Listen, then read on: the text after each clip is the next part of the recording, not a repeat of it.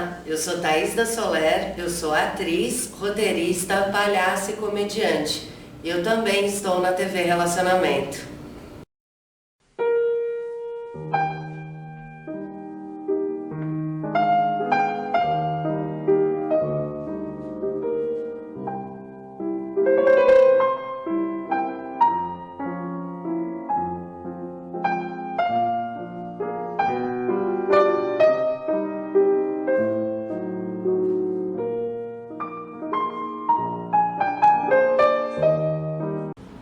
Olá, internautas!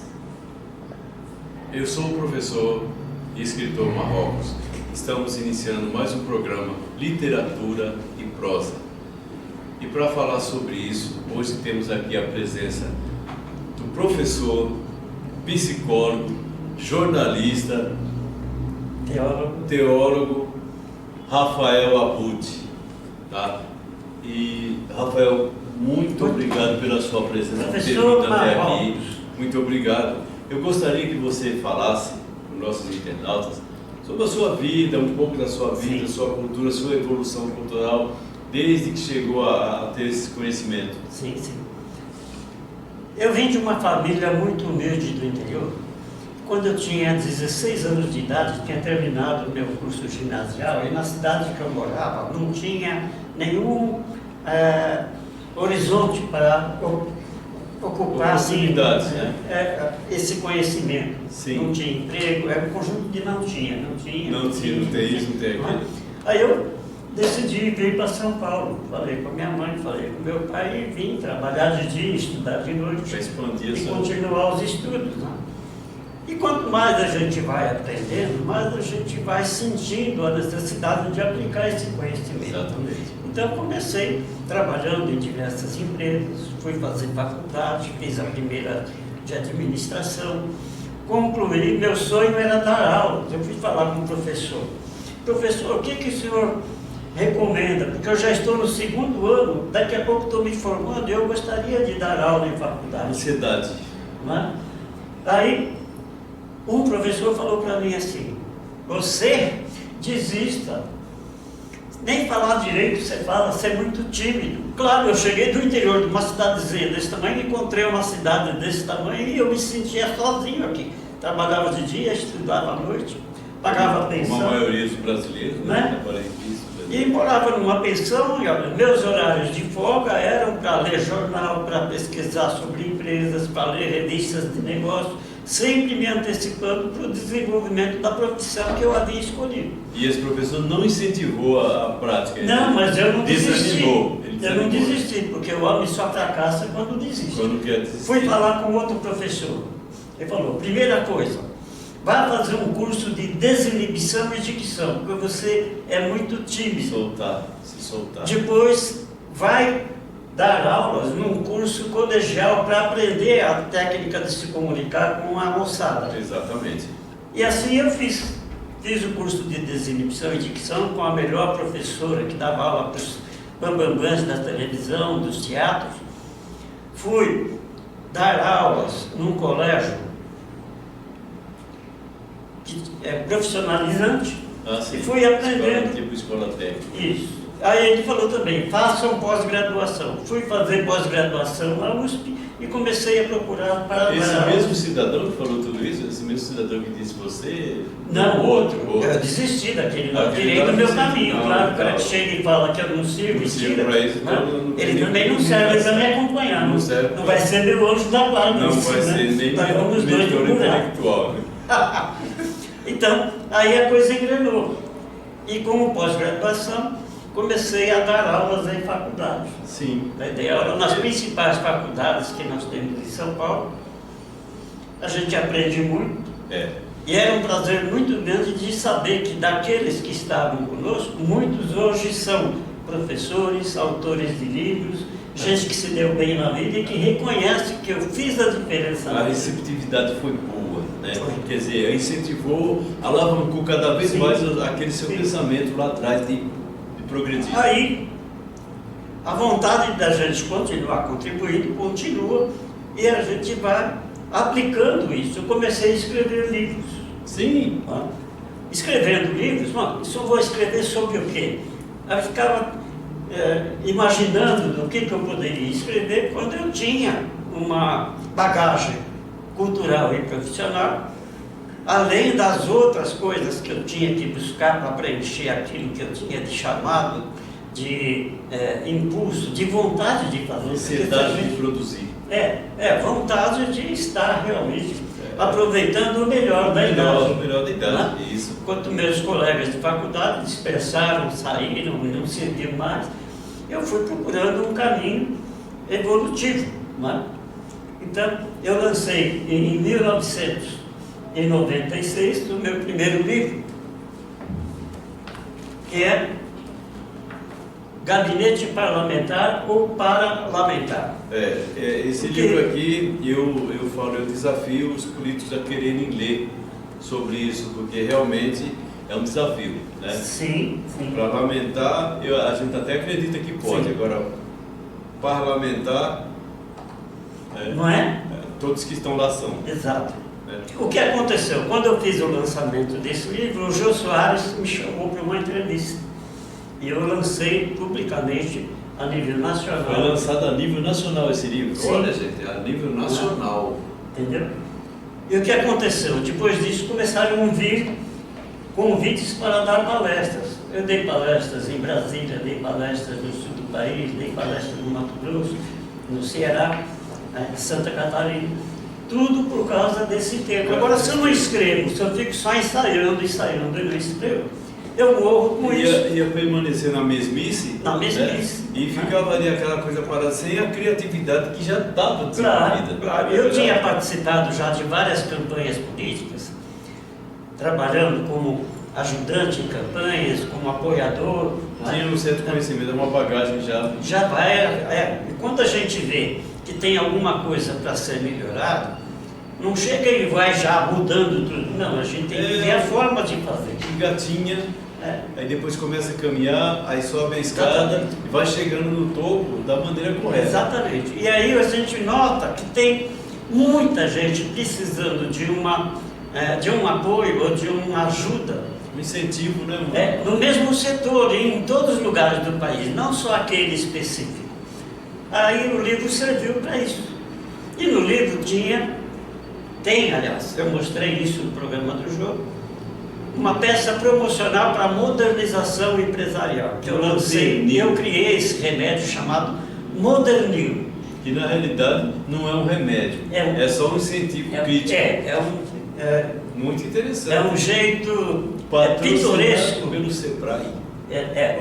O Sebrae comprou 1 milhão de unidades e me contratou para dar palestras no estado inteiro. Olha isso. Eu dei palestras para 20 mil empresários de micro e pequenas empresas e quando chegava na hora da distribuição do Modernil, a equipe do seminário colocava 10 peças na mão de cada um e a gente mostrava as doenças profissionais que impedem a modernização, como por exemplo, reunite, mania de fazer reuniões que não dão em nada. Reunião, cadê o fulano? O remédio que ele propôs, ele é, vamos dizer assim, invisível, inexistente. É só um remédio para incentivar para a mente. Aí as empresas patrocinadoras colocavam coisas dentro. A IBM patrocinou, tem a caixinha com a marca IBM também, e colocou uma borracha para que as pessoas apagassem todos os erros do passado e admitissem a mudança. Reunite, formulariose. Peraí, Rafael. Só um pouquinho que eu dei o sinal que você não lembrou. Não. Tosse veio no meio da conversa, ele vai voltar do outro. Você fala agora da IBM, que é volta na parte da IBM, tá? Tosse aí, tosse bastante. Pode ir agora. Vai lá. Desculpa, hein, Herbert? Não, tranquilo, não, normal, faz parte, tô acostumado. Então, parte da onde eu falei que estava um buraco aqui, que não tinha remédio. Até aí, né? Aí depois aqui nesse livro tem fotos do salão cheio de empresários e de políticos segurando a caixinha do Modernil, que eles estavam aderindo à modernização, que eles iam mudar tudo, parar de ficar preocupado com burocracia e enxergar o futuro. O futuro vinha com pressa. Depois, na área de administração, lancei Controlinho, seu dinheiro sob controle, porque as pessoas precisavam ter mais controle das suas contas, Das próprias finanças. pessoais, familiares. Isso. Então criei um plano de contas, uma forma de fazer os lançamentos bem prática, não burocrática, para a pessoa não ficar anotando em papelzinho e depois não acha na gaveta que guardou. Cai É no bolso. tipo de uma agenda que mostra tudo que está acontecendo e a pessoa, na hora de fazer uma declaração de imposto de renda, é só copiar os papéis. Conhecimento. Não é? Rafael Abud, controlino, seu dinheiro sob controle. Quer dizer, uma forma de você criar o seu próprio orçamento. Sim, sim. Para manter o seu orçamento sob controle, sem que ninguém fale assim, você está devendo isso, você está devendo aquilo. Que você Isso, não se perde. Não se perde, Não é? exatamente. É uma fórmula. Sim, Uma fórmula de controle financeiro. sim. Muito bom. E depois de dar aulas muitos anos, me ocorreu também de comparar o que estava acontecendo no cenário mundial, que eu acompanhava diariamente as notícias, sabia o que iria acontecer na área da educação com o avanço da tecnologia, que absurdamente, na época que começou a tecnologia, era proibido o aluno usar notebook e celular em sala de Era aula. proibido. Eu mesmo fui um dos que inibia esse sapato, por quê? Porque a ordem vem de cima. Sim. Então você tem que cumprir o regulamento que existe. Então. Tanto que na época, eu, sem querer atrapalhar a sua fala, eu comecei a utilizei em 98, o celular já estava na sala, um trabalho de pesquisa sobre a Copa do Mundo, Olha lá. na aula de geografia. Então pesquisem sobre a Copa do Mundo, usem o celular, local, população, renda per capita e tudo mais. Então foi produtivo nesse sentido aí. Sim. Já que você não conseguia totalmente barrar, foi criado assim. Creio que tenha feito a mesma coisa. Se nós não aplicarmos esse conhecimento para o futuro, ficar olhando só o passado até hoje, nós ficamos sentados em cima de uma pedra, vendo o trem passar e a gente não pega nem de carona o último vagão. Exatamente. Para a gente fazer a diferença, para isso nós aprendemos. Cada coisa aprendida é uma responsabilidade assumida perante os que não aprenderam. Exatamente. Essa é a doença que o professor pega. Exato. E A pega. pessoa que gosta, que é apaixonado pelo que faz, não sossega de ver as coisas como estão. Porque se ficar em cima da pedra, você vai quebrar pedra para os países ricos. Que nós já fazemos há muitos anos. E quando menos espera, quando acorda, o tempo passou, a idade chegou, você não fez nada. Não produziu, não fez nada. E o que adiantou a vida? O que eu fiz na minha vida? E esse exemplo E mais recentemente, depois de tanta experiência na área da educação, eu juntei vários professores, inclusive o Kendi Sakamoto, que é o presidente da TV Relacionamento, Sim. que está conosco, que tem a editora que fez esse livro. Socorro, não sei mais educar. E agora? Rafael Abud e mais uma casta de autores, cada um contando a sua experiência. É como se dissesse assim: estou caminhando para ensinar e a tecnologia está voando. Exatamente. Estou num patinete e o mundo está num avião a jato. Exato. É uma comparação muito positiva sobre isso aí. Então aqui tem uma experiência fascinante de uma pessoa, de um homem que foi morador de rua 18 anos, consumiu todo tipo de bebida alcoólica, todo tipo de droga, e hoje é professor de pós-graduação numa faculdade, depois que ele tomou a decisão de largar tudo isso. E eu contribuí bastante, dando a ele a oportunidade de contar a história dele nesse livro. Isso para mim foi a maior recompensa que eu tive. E a receptividade foi boa? Desculpe interromper. Muito boa. Nós começamos a receber convites para dar palestras em universidades, em empresas multinacionais, sobre os temas aí abordados.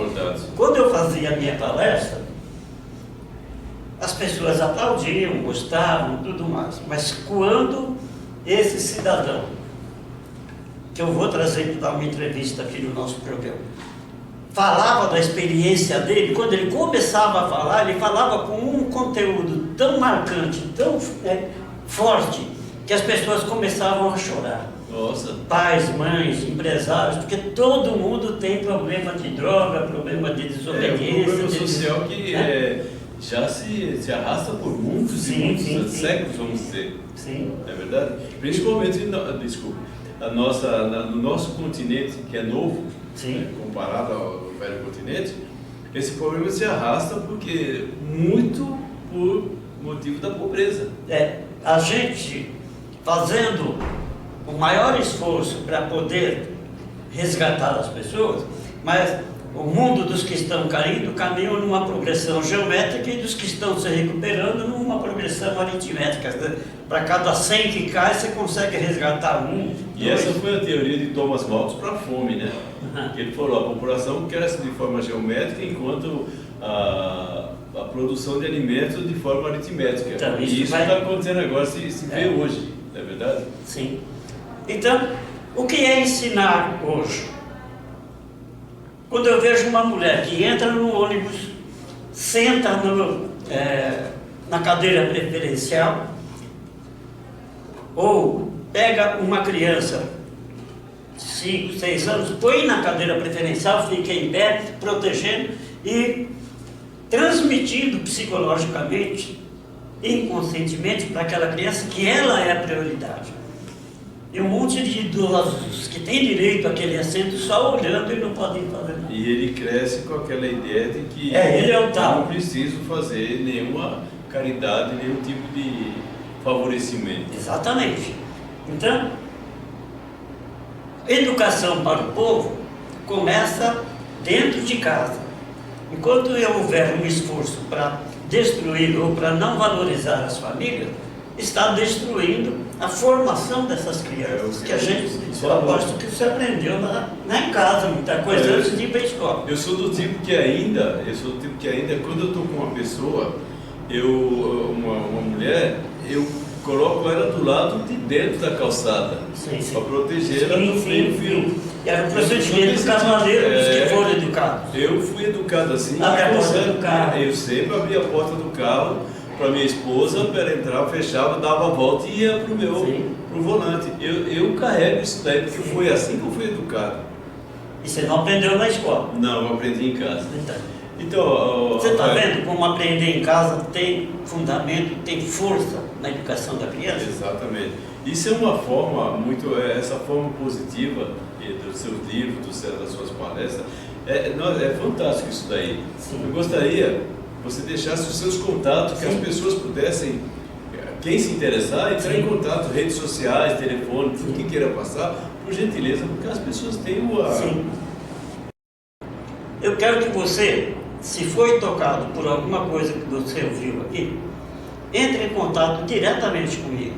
Meu WhatsApp é prefixo 11, né, sou de São Paulo, 95802-5350. Meu nome é Rafael Abud, conhecido como Homem de Atitude. Graças a Deus que você existe daqui para frente na nossa vida. Junte-se a nós. Vamos fazer a diferença. Eu estou organizando para setembro, dia 15, uma grande passeata da família na Avenida Paulista, com todas as raças, todas as religiões, todos os povos, para falar para o mundo, isso no mundo inteiro. Já estou em conexão com vários países, no mundo inteiro, para todos saberem que nós somos a favor da família. Sem família não há nem ordem e nem progresso. Nem ordem nem progresso. Isso é um incentivo. Sim. A todos que tiverem esse conhecimento, vai ser muito produtivo. Gente, eu conversei aqui com o Rafael Abud, professor intelectual, uma enciclopédia. Eu gostaria muito de agradecer a sua presença. Muito obrigado, professor Marrol. Muito obrigado por ter comparecido. É de gente assim que o Brasil e o mundo precisam. E você também, assim, veja o que você pode tirar dessa conversa, desses dois simples e humildes contribuidores, colaboradores. Da cultura, não é? Porque nós precisamos resgatar tudo isso. Se você sente a mesma coisa, junte-se a nós. Estamos de peito aberto, de coração batendo, de alegria pela sua manifestação. Obrigado. E com isso encerramos mais um Literatura e Prosa da TV Relacionamento. Obrigado, até mais.